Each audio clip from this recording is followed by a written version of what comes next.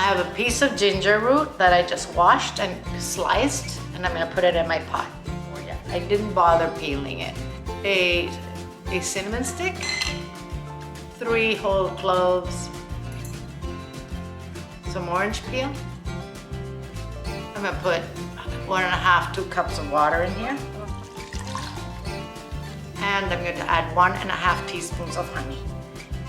None of these ingredients have to be exact, guys. We are going to bring this to a boil, turn down the heat, and we're going to let this simmer for 5 to 10 minutes. I'm stirring until all of my honey is dissolved.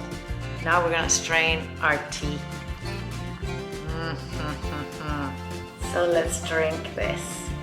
The smell of the spices and the orange is very good. Just the smell will make you feel better.